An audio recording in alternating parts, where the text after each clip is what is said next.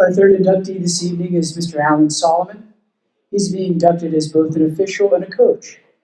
Alan started his officiating and coaching career in upstate New York in 1975.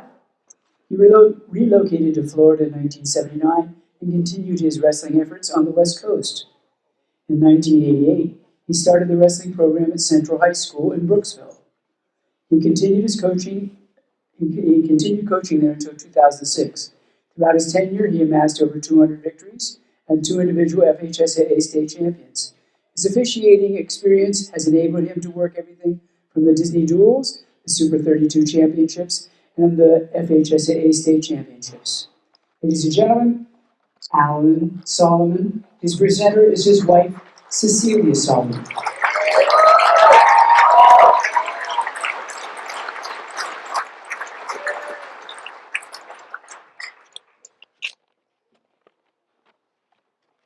I kind of wrote my speech at the last couple days, staying up nights trying to figure out what to write about.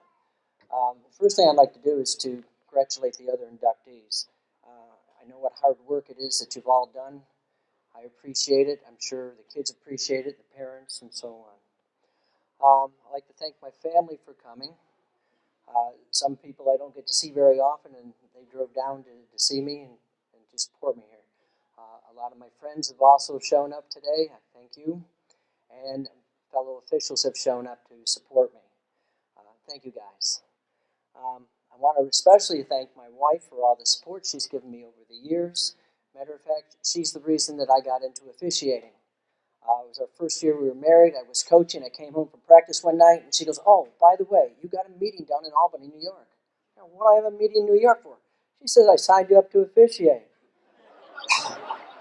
"Well, we could use the money." All right, so that started my career. And I really made a lot of mistakes to begin with. I really didn't have much support amongst the other officials there, since I was so far away from a lot of them. But over the years, different officials have taken me under the wing and helped me to improve. Another person who'd probably be surprised that I'm going to thank him is my big brother Wayne. He doesn't realize it, but he's the reason I got into wrestling. When I was in 3rd grade, he was in an intramural program at school and came home with a championship trophy. I wanted a trophy too, just like my big brother. I got more than you do, by the way. My speech is a little bit off.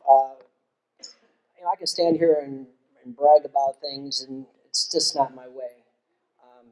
You all know where I've been, what I've been doing, and so on and so forth. So my speech is like based off, I think I have my pages down here. Why wrestle? Why coach? Why officiate? Okay, when I was in high school, sitting in senior study hall one day, and this young lady across the table from me who I was friends with said to me, "Alan, why do you wrestle? You're not going to make any money out of it. There's no money. You're a small guy." I was a 103-pounder. She said, "You can't go into pro wrestling. You don't play football. You don't play baseball. You don't play basketball like others have a chance to at least possibly break into the pros and support themselves." Okay, well, at 103 pounds, I wasn't going to be playing football, or at 5'6", I wasn't going to be playing basketball. And baseball, they looked at me and said, "You're too tiny." Okay, I told her that I knew I wasn't going to make a lot of money, but that didn't matter. I could get into coaching. I could get into officiating. And the coaching was my main priority at the time. Anyways, as things went on, I told her that wrestling helped me develop my mental toughness. I was out there every night working as hard as I could to improve. And as time went on, I've been training my body and so on and so forth. I got better and better and better. And there's one thing about wrestling, I'm sure any wrestler could tell you this: when you hit your move properly, it gives you an instant high. And it's just kind of like flying. It just feels so good. All right? Any wrestler will tell you that. Why coach? Okay? Wrestling led me into my life's career. And when I first met my first college coach, he was an elementary principal. And he turned me on to teaching. course, I taught for 40 years, and I loved every minute of it. Well, there might have been a couple minutes I didn't like. Anyways, while in college, my high school coach started a wrestling clinic during the summer, and he said, hey, when you're not working, come on in. And he got me working with the kids.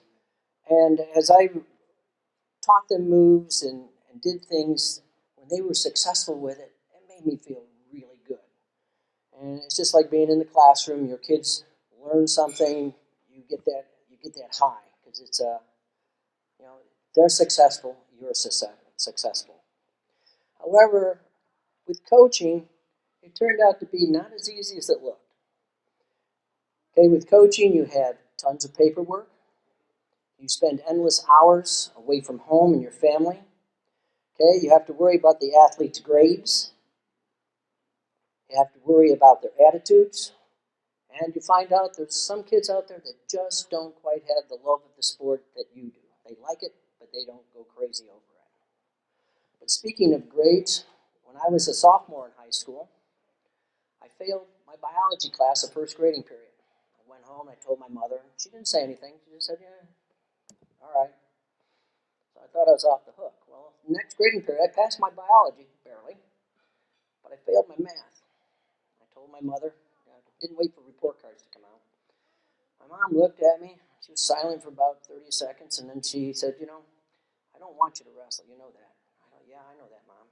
She goes, you really like it, right? Yeah. She was quiet for a little bit longer, and she goes, you're making this so easy.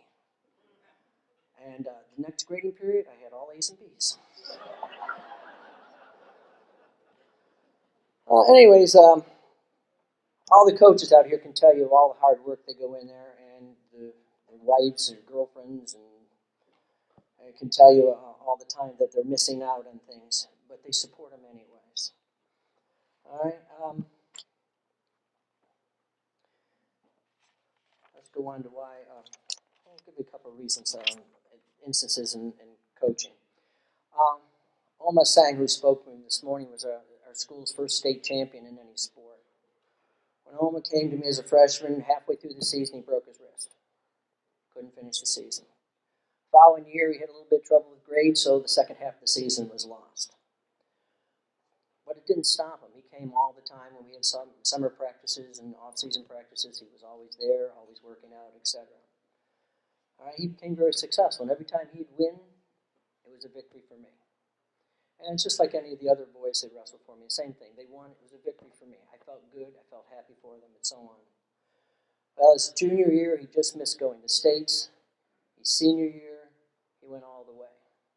But we had a few bumps along the way. Oman was wrestling 171. He actually weighed about 164. And he beat this one boy in a controversial match, come back the next two times and lost to him. Comes off the mat, and he was mad. He said, I'm going down to 160. I don't care what you say, coach. I said, well, you can go to 160, but you're still wrestling 171. I said, when you get off your high horse, I know how to beat this kid. But until you want to listen to me, you're not going to succeed. About 3 days later, he came to me, and it was all the way. We beat him in the districts, beat him in the regions, beat him in the state finals. And every step of the way, it made me feel good that this young man, as well as other ones, were listening and doing exactly what I would like them to do. Why officiate? Okay, working on the mat as an official is not the easiest job you're going to find. Okay, outside of having to know the rule book backwards and forwards, you need to understand the rules and be able to apply the rules in numerous situations. Okay, one particular rule can be called different in different situations, and that's the hard part. Okay, the wrestling officials are literally making hundreds of decisions per minute. They're analyzing where the hands are, the head is, the feet are, the boundary lines are, what rule is it, taking care of the other, applying the rule correctly against the other opponent, and so on. It gets you constantly have to look. You're looking for different things. So why do I officiate? One of the things is I want fairness out there.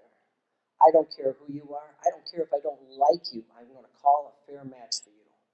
And almost every official I know feels the same way. 2, safety. I'm out there to ensure that the kids do not get hurt.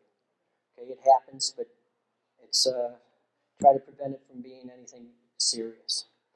3, consistency. If you're a good official, you're going to call the same type of situation for both wrestlers, regardless. And that's what you have to be. Even if they don't like it, you must call it. Almost done here. Dedication, desire of all of us to keep the sport growing. And the last thing is passion. It's our desire to continue to be around the sport and to give as much as we can to the young men and women who wrestle. Thank you.